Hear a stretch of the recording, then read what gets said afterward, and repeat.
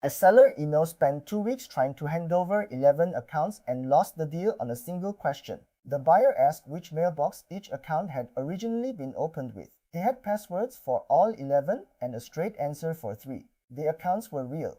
They logged in. They had years of history behind them. They were exactly what he said they were. They were also close to unsellable, because the only person who could account for where any of them came from was him, out of memory, on a call. That is the least glamorous corner of this whole subject, and it decides more outcomes than the technical side does. Everyone wants to talk about fingerprints. The thing that saves you is a spreadsheet. Why I bother with this? I run mobile proxy lines on real carrier SIMs and a rack of Android phones rented out as cloud phones. I do not operate large social fleets myself. My customers do, and I own the layer sitting underneath theirs. So I keep records on a couple of hundred SIMs and on the ports and devices attached to them. People ask me to prove things about those records months later. Which line was on which server in March? Who a port belonged to before it got recycled? When a number was activated? A SIM costs me about $10 a month. Spread the modem hardware across its life and it is another $50 a month per line. Individually trivial. Losing track of 40 of them is how you end up paying for capacity nobody is using. My version of this problem has nothing to do with bands. The discipline turned out to be identical. 1 row per account. Start with a single row and 8 fields. Anything more elaborate than that dies inside a month. Which mailbox the account was created with.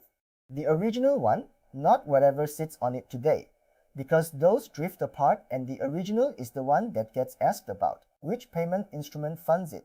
The type, the issuer, the last 4 digits, never the number. Which phone number is attached, if any, and whether that number is still one you control. Which device or browser profile it belongs to. Which network path it goes out on. A dedicated line, a pool, a specific exit, whatever it actually is. The date it was created. The date, not the month. Who has access to it right now, and what it is for. In one plain sentence, written in language somebody outside your operation would understand. That last field sounds like filler. It is the one that tells you which accounts to kill when you are cutting costs.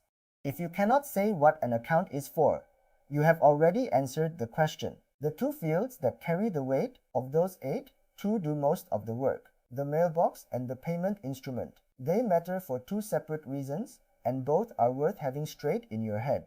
The first is that these are the fields that tie accounts together. A card and a recovery address get verified by somebody outside the platform and are expensive to duplicate honestly, which makes them excellent joins. I have gone through how that ranking works elsewhere on this channel, and I am not redoing it here. The second reason is the one people miss. These are the fields you get asked about. When a platform, a processor, a bank, or a buyer wants to establish that an account is yours, the questions land on the opening mailbox, the funding instrument, and the creation date, almost never on your browser profile. So record those 2 with more care than the rest.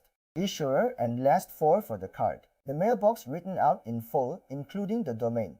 Even when the domain feels obvious. Write it at creation or you will not write it. The row takes about 40 seconds to fill in while you are making the account.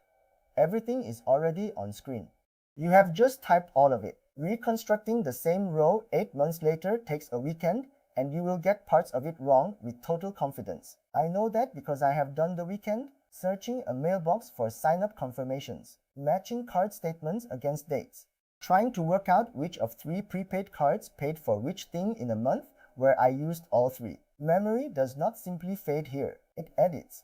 You remember the setup you meant to build rather than the one you built, and you write that version down as fact. So the rule is that the row gets written in the same sitting as the account.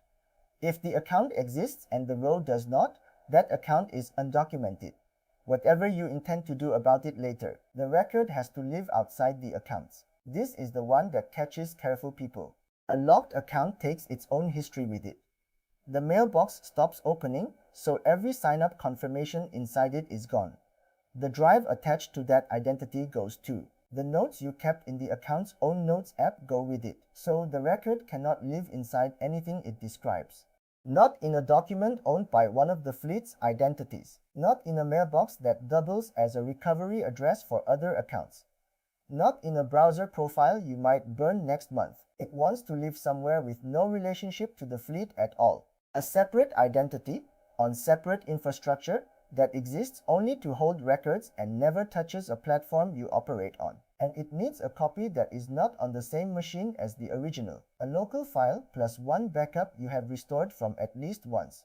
I say restored because a backup nobody has tested is a belief. What I got wrong. For about a year, my account map was a spreadsheet in a drive belonging to one of the identities in the fleet. It felt tidy. Everything about that operation lived in one place.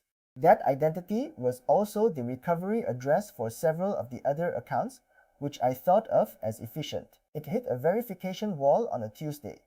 One of those screens asking for a number I no longer had.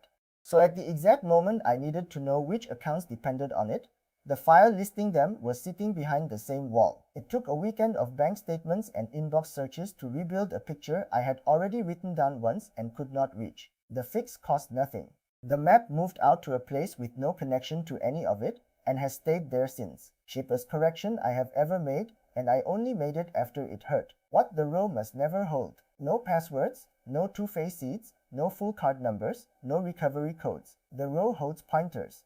A vault item name, the last 4 digits, an address, an identifier, enough to find the thing, never enough to use it. Secrets belong in a password manager with per item access. Mine sit in Bitwarden, split into collections, so a person gets the 8 items their job needs and cannot see the rest. That split is what makes the sheet shareable. A documentation sheet stuffed with live credentials cannot be shown to a contractor, a partner, or an accountant, so it stops getting read. A record nobody reads is not a record. I will say the harder version of this. A shared spreadsheet with real passwords in it is worse than no documentation at all. It is one file that hands over your entire operation, sitting in a service that syncs itself to devices you have never seen, in a share link somebody forwarded once and forgot about. I would rather an operator kept nothing. The folder behind the row is an index. Some things have to be kept whole, and that means a folder per account. The original sign-up confirmation. It carries the date, the address it was sent to, and the platform's own wording, which is a stronger claim than anything you type yourself, any identity document you supplied. If you uploaded a passport page or a business registration to clear a verification, keep your copy of exactly what you sent and the date you sent it. Being asked a second time and sending something slightly different is worse than never having been asked. Receipts and invoices tied to the account.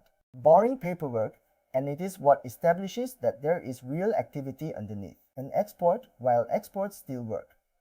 Platform data tools tend to keep running through a restriction and stop dead at terminations. That window is real and it is short. The line about what changed, one more field, and it is a running one rather than a fixed one. A single dated line every time something material changes on an account. New payment method, new number, a person added, and automation switched on. Moved to a different line. When something goes wrong, the useful question is always what changed in the week before. Nobody remembers. Everybody thinks they do. I keep it as one column with dated entries stacked inside it. Ugly, sortable, takes 10 seconds. More than once it has pointed straight at a change I had completely forgotten making. Who has access and who used to? The access field has to hold a name. The assistant is not a name, and it has a second half people leave out. What happens when that person stops working with you? Which accounts they touched? Which vault collections they sat in? What got rotated on their last day? And the date it got rotated. If you cannot answer that for somebody who left 6 months ago, they still have access, and you are guessing at how much. The account you cannot document is the account you cannot sell. This is the case that makes the whole habit pay for itself. Fleets get transferred. People sell aged accounts, hand a client back their own asset, bring in a partner, or wind an operation down. Every one of those turns into a diligence conversation, and the questions are always the same. When was it created? Which mailbox opened it? What has funded it? What has it been doing? Has it ever been restricted? An operator with a row per account answers in a few minutes. An operator with a row per account answers in a few minutes. The aged one is a story. The documented one is an asset, because somebody other than the seller can check it. The quarterly read. Put a date in the calendar every 3 months and read the sheet.